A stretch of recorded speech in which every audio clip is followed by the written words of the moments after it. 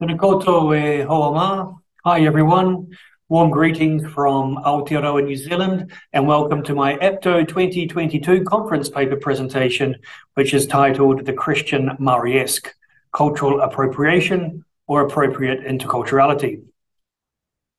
This paper explores the connections artists have made between diverse cultures and a common religion, and I'm using the case of artists extracting traditional Māori motifs in the broader New Zealand multicultural context to reference Christian themes in an art form I am calling the Christian-Māoriesque.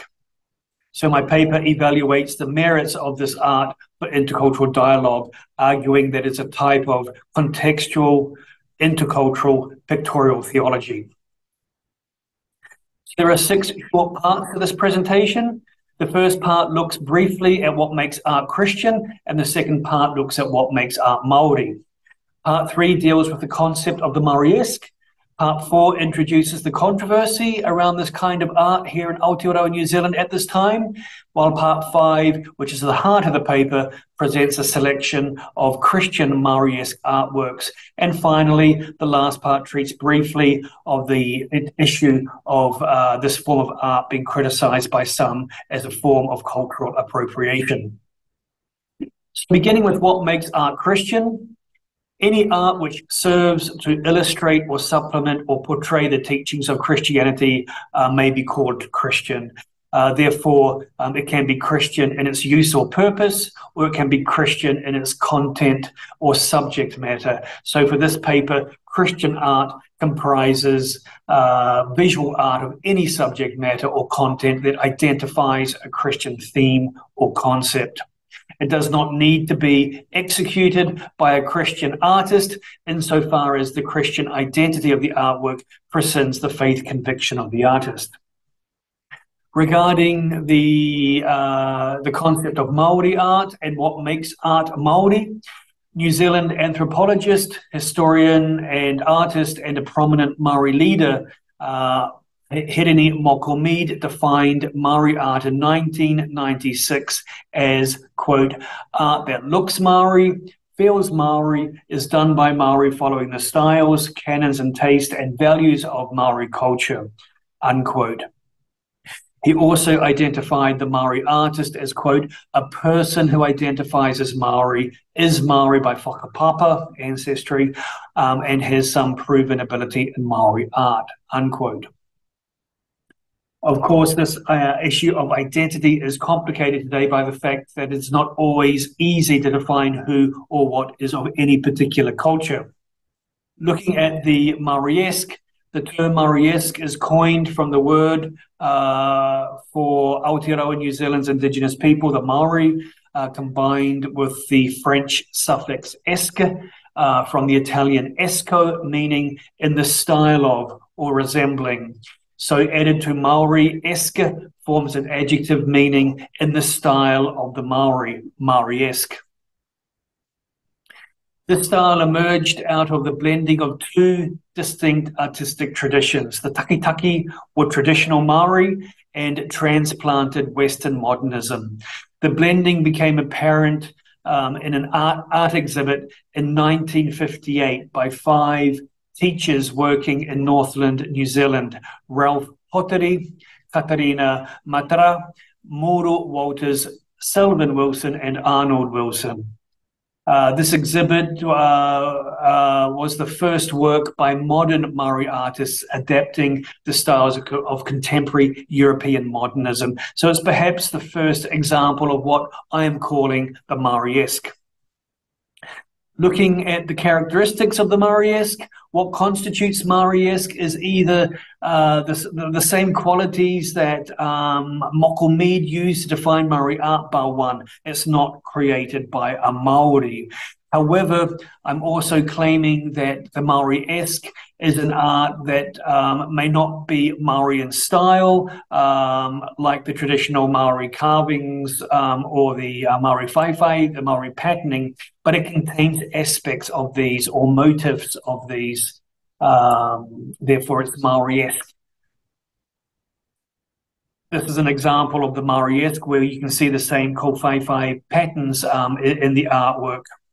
However, questioning the Maori identity to qualify such artworks in 1976, artist Ralph Pottery declared, "I am Maori by birth and upbringing. As far as my work is concerned, this being Maori is coincidental," which I believe leads to the possibility of degrees of being of diverse cultures or being of a culture, and therefore allowing the diversity of being to subsist also in a work of art. So when artists have used the Maori motifs to express different ideas, in this case Christian themes, then they've produced what I'm calling the Māoriesque. And when the themes and the content and the subject matter treats of Christianity, then it's Christian-Māoriesque. That is, it has details or motives from Māoritanga, from Maori culture. However, it is done neither by a Maori nor in the Maori ways, and it's using Christian motifs. Nevertheless, this kind of art has created some controversy here in Aotearoa, New Zealand, or some criticism, which has opened up for me this paper advocating that such an art style can be a form of contextual intercultural pictorial theology. Regarding the controversy here in Aotearoa, New Zealand, there has been some discussion over this kind of artwork that treats Maori content. So again, my research question asks, is this a form of cultural appropriation, or is it an appropriate form of pictorial interculturality? The term interculturality was coined by Pope Benedict XVI as early as 1993, when he described it as implying both a positive attitude towards other cultures and towards the religions that constitute the soul of those cultures. More recently, UNESCO's Diversity of Cultural Expression document described interculturality as the relatively equitable interaction of diverse cultures. I see interculturality as the in-betweenness of cultures and religion, therefore adopting the idea that both cultures are culture and also religions are culture too, based on the idea that a naked religion cannot exist. Therefore, we can talk about the religion, the culture of Christianity.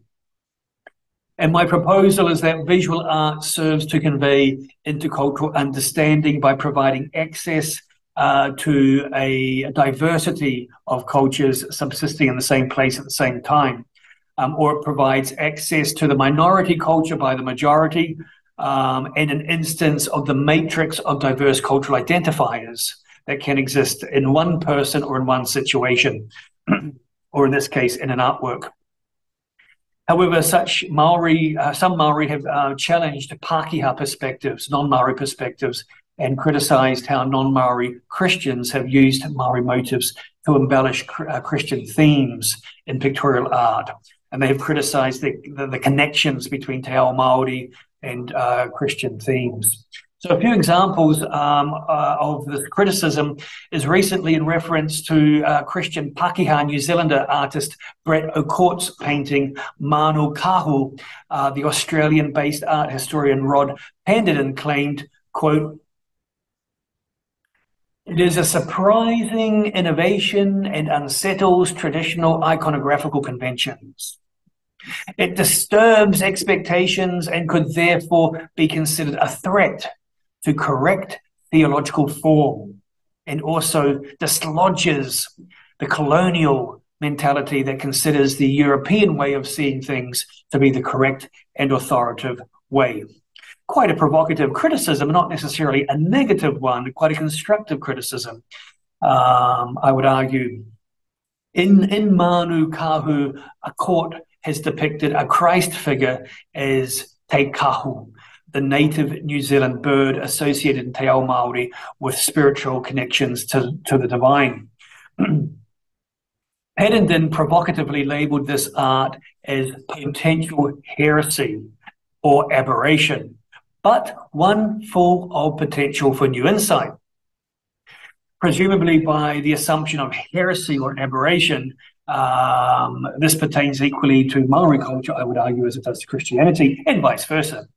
I think the meaning of this art is confounded by the fact that nowadays it's not easy to define who or what is of one particular culture. Therefore, what is Maori and who is Maori? And that's probably the case for many minority ethnicities today too. The complexity of this interculturality has ramified new insights along the way. So my paper wants to examine those ramifications and evaluate the merits of connecting religion and culture by extracting traditional Maori motifs to reference Christian themes in an intercultural art form. And I also want to comment on the value of this art form for intercultural dialogue. A few examples. Here is Julia Lynch's Southern Madonna. It depicts Mary as a Maori woman, a wahine, and her baby Jesus as her tamu. Any attentive observer would connect the elements of both Maori culture and Christianity in this artwork. Though if we compare this to the full facial moko carved work of art of the Maori teko teko carved figure, sometimes referred to as a Maori Madonna and Child, carved by a Maori artist, Patoromu Tamatia. Both images reveal cultural exchange between diverse cultures. In Lynch's case, clearly a Pākehā woman has produced a Maorified image of a Christian theme. And in Tamatia's case as well, mother and child, a Christian theme done in a Maori form. Another example is Lynch's Tangawai, where she depicted the mother of Jesus with a chin tattoo, a moko kawe, and in more traditional Maori dress, the kakahu with koru and peka peka made of aunomu, greenstone. Here in this artwork, experience an encounter with Maori culture as analogous to an encounter with Jesus and Mary is helpful to appreciate the principle of interculturality. This is John Stewart's crayon and digital Stutzi art titled Tingitanga. It's a depiction of Christ on the cross. The subject matter is clearly a crucified Tane, a crucified Maori man. The theme informs the artwork's religious bearing, the crucifixion. However, its contents are elements drawn from Māoritanga, Maori culture. There's the traditional Maori full-faced tattoo and patterning. There's the traditional Maori colours of red, black and white. And there's the crucified figure with a crown of thorns. The colours underscore traditional Maori motifs to the extent that black, red and white are the national colours of Māoritanga. A question to ask is, has Stewart Maorified Christianity or has he Christianised the Māoritanga? One could argue that he's done both and not in a merely decorative way, but in a vital way by taking a theme from Christianity and aspects from Maori culture as the starting point and establishing a relationship between them. Another example is Michael Tufuri's modern Jesus image, Tianingi. Tufuri drew on his Polynesian heritage and Christian faith. He is among several New Zealand-born Pacific Islanders who reference their Pacifica identity using European mediums through an intercultural art form. He is of Samoan, Rarotongan, and Maori Tahitian heritage. According to Tufuri, he works in between people and places, and his artworks present an inclusive view of art and identity in the Pacific. He believes that anyone in Aotearoa, New Zealand, has a legitimate connection to make in the exploration and expression of the unique Pacifica identity, and he thinks to display this through his culturally hybridized art. The other image is a modernistic painting of Jesus as a Maori warrior, It also clearly identifies the interculturality of Christian and Māoritanga. It depicts Jesus as a Maori warrior with feathers in his hair and the traditional mataora moku face tattoo, a symbol of nobility for the Maori, along with a moku with tattoo on his upper arms, on his shoulders, on his buttocks, and on his knees as well. There are blood wounds on his body, on his wrists and feet, and there are 3 nails pinned to an abstracted cross. These identify the subject as Jesus. Spirals of light beam in a circle around him as he appears to groan loudly with his stomach protruding, as if he's bringing forth birth, a new creation, which intersects both the cosmogony of Māoritanga and also the creation myths of Christianity as well. This is an artwork by Sophia Minson, a contemporary Maori Pākehā artist. Her artworks are immersed in tribal myth and religious symbolism, and in this case she is drawing from her Christian Maori and European identities. This is Maori Jesus. Minson has transformed Warner Smallman's Head of Christ into Hei Tangata Whenua, a Maori person, again with a full face tattoo, mataora moku, and an extinct native huia bird tucked into his neck. So the subject matter is obviously the head of Christ as a Maori man. Its religious intercultural dimension is obvious. According to Minson, her goal was, quote, to sense the fluidity and exchange of faith, wairua spirit, culture, art, and religion between peoples through the ages. Minson also claims to be making sacred art that integrates our modern human experience with the wisdom of our ancestors. She calls her paintings aspirational symbols to help us navigate the strange new world.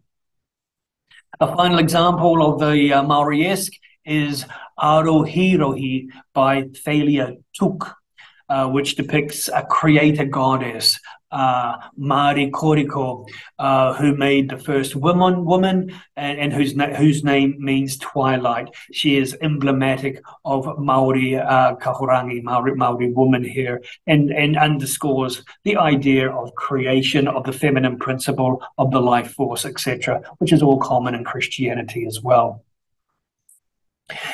So finally, a quick word on the idea of cultural appropriation and the criticism of these works as being a form of cultural appropriation.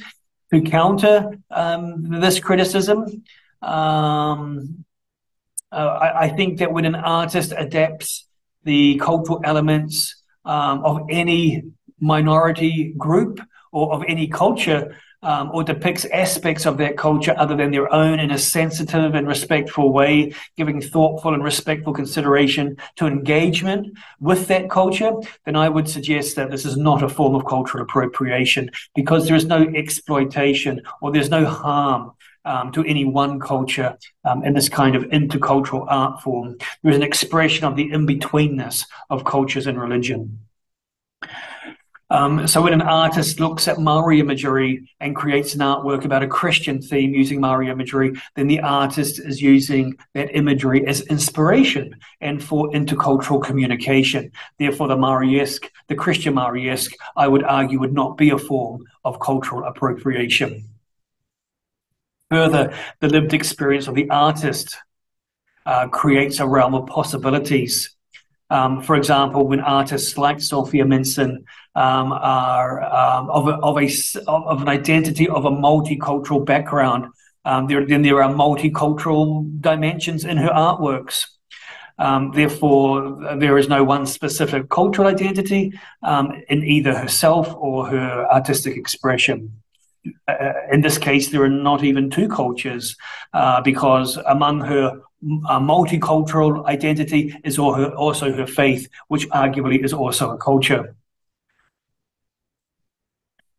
So in sum, to me, the purpose of this art is to convey intercultural understanding in a multicultural world today by providing access to diverse cultures. In this case of Christian-Māoriesque, the reception of the artwork enables encounter and relationship. It opens up a willingness to experience the other on an intercultural level, to the extent that a key Christian theme is combined with deep respect for cultural traditions and the use of cultural imagery. So my proposal is that these artworks are ultimately even more than visual intercultural statements. They are part of a wider cultural expression, mediating between people and their new notions of themselves and insights about who they are and about their religious identity in a multicultural way. They represent an attempt to mediate not just Māori to Māori, nor even Māori to Pākehā, but culture to religion.